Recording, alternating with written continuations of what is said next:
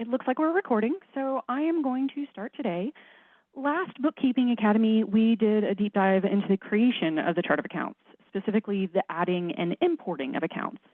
Today, I want to dive into how to organize and use the chart of accounts. So, you will probably remember from our previous academy that I told you I'm not going to argue with you if you want to group accounts together or if you prefer to separate them. If memory serves, I use the example of utilities. So do you want all of your utilities to be together in a single account, or do you want them in sub-accounts? Let's see if I can put it up. It doesn't really matter. So say you have the account who wants their utility accounts separated, but if you just enter the different utility accounts, they all have different names, so they'll end up all over the chart of accounts, all over their profit and loss. So we would like to discuss sub-accounts. I happen to love organization. Grouping like accounts together under a header makes me very happy, and making an account a sub of another is super simple. So in Desktop, all you truly need to do is find two accounts, whatever you'd like. I'm going to use this travel account, and I would like to make it a sub of the wages, of the wages account. So please make sure that their expense account is the same, their account type is the same. Make sure that they are both expenses, etc. Then the account that you would like to make a sub of the other, quite literally, right-click, edit, make it a sub-account, pick your parent account. So I'm too lazy to scroll, so I'm just going to type wages, and boom, your account is now a sub-account. If you have a bunch you want to do in Desktop specifically, these little diamonds, you can actually click on them, left click, and drag them underneath an account, and it will become a sub. Let's see if I can do it. Well, we're not going to be able to do it today. I think it's my Zoom. It's getting it. Oh, it's not in the original order. This is going to be one of those days, isn't it? I can click on the diamond, bring it over. Payroll expenses is now a sub account. So one of the things you need to watch when you're doing this diamond is you need to make sure where they land. So for example, this payroll expenses is now a sub of sick, holiday, and vacation pay, as opposed to if I knock it back, it is now a sub of wages. QBO is extremely similar. You need to make sure that, for example, you're looking at two expenses or whatever, and then you come over to the far side, click on that caret menu, edit, and then sub-account is right here. I would like to make this a sub-account. It's currently a sub-account of job expenses. I want to make it a sub-account of cost of labor, whatever. That's how you make sub-accounts in QBO. You can take this further. You can make things subs of subs. So for example, this particular permits account is now a sub of cost of labor, which is a sub of job expenses. Is a sub of job expenses. And you can do this up to 5 levels deep. So if you're in QuickBooks online, the way to see it is through either editing this account and seeing what the sub is, or you can look at the indentations. So for example, let this refresh, truck and depreciation. Depreciation is inset from truck. That's how I know it's a sub account. If I wanted to make original cost a sub-account of that, see how it is now indented further. Desktop, I think, actually has a nicer way of seeing this. If I view in flat view, it indicates the level by separating with a colon. So for example, travel is a sub-account of wages, payroll expenses is a sub-account of wages, wages is a parent account. Hope that makes sense. Okay, so all this is easy. So let's talk about the dumb things that actually will ruin your day. So I don't have a good example of this, but sub-accounts are super handy if you have one of those credit cards where the bank, the different cards download in the bank feed as separate bank feeds, but they're reconciled together because they're all combined on a single statement. Depends on the financial institution, some do, some don't. So what you can do for that is make the separate accounts that the separate cards separately. So we're going to do like Angie credit card, ending in 123. I don't care if it's in headings. And then we're going to do Nancy a credit card. Nancy needs a credit card. Nancy, oh, why am I not talking? Nancy credit card ending in 122, and create a credit card, create a credit card. Once you have these done, make them normal accounts. Go to your bank feed, attach the bank feed. Then when you're done, when the bank feeds are connected and everything's downloading appropriately, go do another new account, call it like credit card combo, Bank of America Master, you know, whatever makes sense to you. Also make it a credit card account.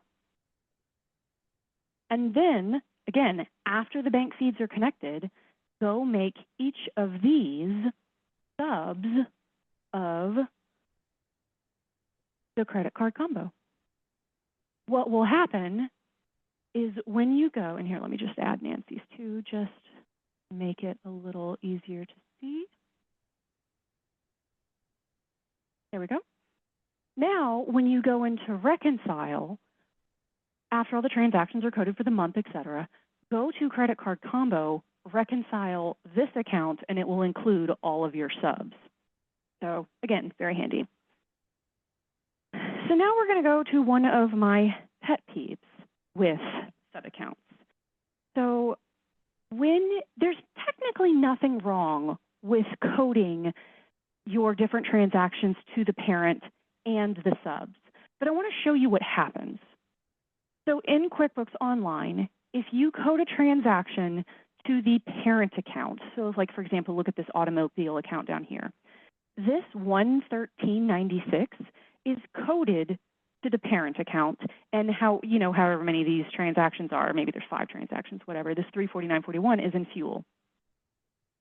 When I look at that, my brain as a third-party observer, and maybe I'm just a reviewer, maybe I'm a bank loan authorizer, I don't know what I am, but when I see this, it makes me wonder if that 113 is miscoded, if there should have been another sub-account. It just brings up questions.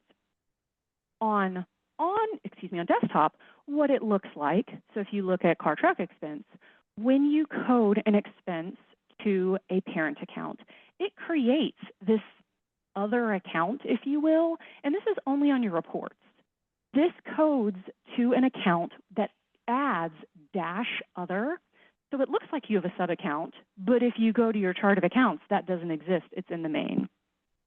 So again, there's nothing technically accounting wrong with coding things to your parents and your subs. It just looks weird, raised questions. So one of my most frequently asked questions with the chart of accounts is, okay, I've got too many sub-accounts, I've got way too many accounts just for whatever reason. I need to get rid of them. I need to stop looking at them all the time. So the most frequently asked question is, I can't delete these, I've used them. How do I get rid of them? So I recommend you either merge or inactivate. So let's talk about inactivating first. So if you are no longer going to use an account, but you need it to remain separate, specifically historically, then I would inactivate it. So an example is maybe your client has gone fully remote, no longer has things like rent, other expenses like that. Inactivating those accounts will allow them to remain on the historical reports, but the act of inactivating means that it won't show up as an option when they're, for example, writing future checks. So it's incredibly simple to do in each. I'm going to move it back to hierarchical view just so I can see it. So if I have an account that I want to make inactive, I'm just going to inactivate sick and holiday. Quite literally, right-click, make account inactive. Not a big deal. Over in QuickBooks Online, that green caret thing, make inactive, you're done. But there's a couple of things that I want you to note about this. So for example, if I have sub-accounts and I make the parent account inactive, by default, it makes all of the subs inactive as well. And I'm going to show that here. Now, desktop will allow you to inactivate almost anything. So let me just go up to my balance sheet. If I were to take security deposits, make inactive, That's all it does. It just makes it inactive, so it's no longer available. I want to show you what happens in QBO if you make a balance sheet account inactive. I am going to choose truck, right? We've got depreciation or original cost, whatever this is. If I make this account inactive, let's make inactive, please. And then let me show my inactivate. Oh, it's already there. Perfect. My balance went to 0. What QBO has done in the background, let's see if it will let me show it. It has made an additional entry to zero out that balance sheet account, which may or may not be correct. So what it has done is it has created by QB Online to adjust balance for deletion. It's now moved this balance to opening balance equity. Just something to be aware of as you're moving through organizing your chart of accounts. Next one is merging. Merging happens for many reasons. You know, you've been in that account where you have office supply, you have office supplies, so they're duplicate accounts, they're just named differently, and you want to merge them into one. Sometimes you'll have like subs, you'll have like auto insurance. You'll see it under auto, and then you'll also see it under insurance. Again, they're the same one, so you just need to pick one and merge the two. And this is so that they no longer show separately on your reports. And specifically, merging is quite literally combining two accounts into a single account, historically, forever. So your word of warning is that merging accounts is extraordinarily easy. Unmerging accounts is a pain in the bum. You have to take every transaction within there and make sure it gets sent to a different account if you need to unmerge. So just double check. All right. So QuickBooks Desktop, make sure you're in single user mode. I am in a sample file, so there's no one else. And all you need to do is make sure that your account type, scroll down to expenses, your account type is the same and your account level is the same. So for example, if I wanted, I don't know, owner's health insurance and professional liability insurance, I don't need those two. They're actually one thing. I want to merge them. You just need to make sure that the type is the same and the level is the same. Then you go in and I want to keep owner's health insurance, just kind of making this up as I go.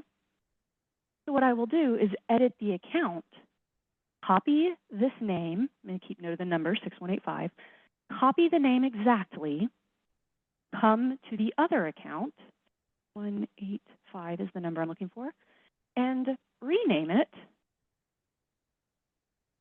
the one I want, maybe change my description, whatever. When I save and close, it says that this account is already being used. Would you like to merge them? Yes. Thank you. I now have one. Hooray. Not too bad. Random, this got me last week. So just a note that if you have an accountant's copy out with Desktop, you will be unable to merge until you get that accountant restriction removed, whether you get your accountant's copy back or whatever. But just a note. In QBO, it's similar, but I'm going to tell you that there is a third factor in QBO that's really annoying. Last week, or whatever that was, 2 weeks ago, last Bookkeeping Academy, I mentioned that there is this detail type that I feel is useless and annoying. In the merging process, I feel like it's doubly so. You have to make sure that not only are your account type, your detail type, and your name are the same, or it won't do it. So let me scroll down here somewhere. Okay, so I want to combine equipment repairs and computer repairs. My detail type is the same. My account type is the same. And they're both, apologies, that's the third one. The apologies is that they're at the same level. They're both underneath maintenance and repair. So same, I would come into one, copy computer repairs, because I want that name. That's the one I've chosen. Go to, I'm going to scroll down so much. I'll type. Edit equipment repairs. Paste my computer repairs. And then this is the piece about QuickBooks Online. It asks you, yes. It hasn't done it yet. you actually have to save, and now they're merged. So this one is now gone, and computer repairs is now there. Okay. Side note, QBO used to be a real brat. It used to force you to change the account types, the account levels, all that stuff, save, get out, and then change the name to merge. But I've been doing them all in one step now, so I just don't think that's a thing anymore, which is kind of nice. They actually listen to us. And then one final note on merging. QuickBooks does get very cranky about some of those specific account types that we talked about in the previous Bookkeeping Academy, like those QB created accounts like accounts receivable and accounts payable and things like that. When you try to merge them, you get errors. And I will tell you, I think the errors are pretty good. So it's going to tell you the issue. You can't merge this type of account. You have hidden sub-accounts that you need to address before you can merge these, whatever. In the event of inactivation, if the account is used by an item or a recurring transaction, it'll say like, hey, you can't inactivate this because it's being used by an item or a recurring transaction. So read the errors. They're usually pretty helpful and usually tell you what's wrong. And then the last thing, there's two more things I want to talk about in my deep dive of the chart of accounts. And I want to go into the limitations of how Desktop and QBO treat things differently as far as the chart of accounts goes. The first is Desktop versus QBO, multiple AR versus multiple AP accounts. So for example, in Desktop, I'm allowed to have multiple AR and multiple AP. So if I was to go in, make a payment, it would help if I would go on customers. I can tell it which account receivable to use, which, fine. If you're in QBO, that option just doesn't exist. Like it's just not there to accept because QBO doesn't have the ability to have multiple AR and multiple AP. So why am I bringing this up? The reason I'm bringing this up is if you have a desktop file that has multiple AR accounts and you convert it over into QBO using, if you wanted to use the Intuit migration, et cetera, the two accounts receivables will come over to QuickBooks Online, but in the future, their invoices will only be mapped to one. You almost have to journal entry out the balances. It's kind of a pain. So if you have a QBO account that has two AR accounts, it's probably been converted for something else, and it's probably going to cause you problems at some point in time or another. And then the last thing I want to go over today with the difference in Desktop and QBO with accounts is journal entries. So if you, and some people say journal entries in QuickBooks aren't necessary. I'm not here to argue with you. I just want you to know that if you do use them, there are a couple of things that happen when you use certain accounts in journal entries. So if you are making a journal entry in QuickBooks, I don't care if it's desktop or online, if you use a accounts receivable account, an accounts payable account, or a sales tax payable account, QuickBooks will require you to put in a name. AR requires a customer, AP and sales tax accounts require a vendor, respectively. And again, I'm not here to fight you on whether you should do journal entries for these types of transactions. I more just want to give you an example. So I had a client that their CPA sent them a list of all the write-offs that they needed to do for a particular year. And so what they wanted to do was put in year end was 12/31/24, put in accounts receivable, put in whatever the amount was, I don't care what it was, and put in the customers, go all the way down, and then write them off to a single bad debt account and have this journal entry tied to what their CPA sent them. In QBO, you can do that. You can absolutely put everyone that you want in here, and then the final listing, okay, I don't have bad debt, you know what I mean. I'll put it into some other expense account, attach your CPA's information, and QuickBooks Online will allow you to do that. In Desktop, you cannot have more than a single AR or a single AP account in a journal entry. So if I was to make a journal entry and I was to put accounts receivable, I'm going to make it $100. Nobody cares. Put my name because I have to have a name. And then this doesn't make any sense, but you know, just work with me for a minute. Accounts payable. Again, I have to have a vendor name. Try to save it. QuickBooks gets very mad and it won't let me do that. So just some limitations. Again, I'm not going to fight with you on whether you should do write-offs via journal entry, but if you want to, please note that in Desktop, you will have to do them one line at a time. You will have to do accounts receivable to a single customer, put it to bad debt, save and new, next journal entry, accounts receivable, single customer, bad debt, whatever.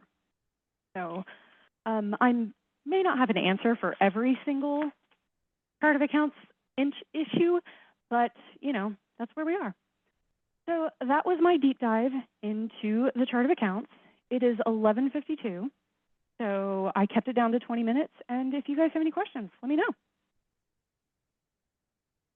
You already answered all of my questions because you're very good at writing presentations. Thank you. Every time I had a question, I'm like, oh, let me write that down so I can ask it when she's done. And then like 5 seconds later, you answered it. And I was like, never mind. Well, good. Well, it's not an exhaustive list, but I just tried to hit all of the things that have gotten me over the years, weeks, whatever. So before it is 11:53, Nancy, would you mind checking the chat and whatever those questions bits are and see if anyone has anything? Nope, nobody has a question. Leslie Simmons did put out there. She wrote, I use capital letters for parent accounts. I tell clients not to code transactions to the parent account and to imagine me yelling at them to remember to use the sub-account. God bless you, Leslie. In parentheses, capital letters feel like we are yelling at it. She goes, it works. Yeah. So I review a lot of files, and every time I see an entry in a parent as opposed to a sub, it makes me want to pull out my hair, my eye starts twitching, and capital letters are a really great way of saying, hey, this is an indication you should not use that. So that's a really brilliant strategy, and I appreciate you commenting on that.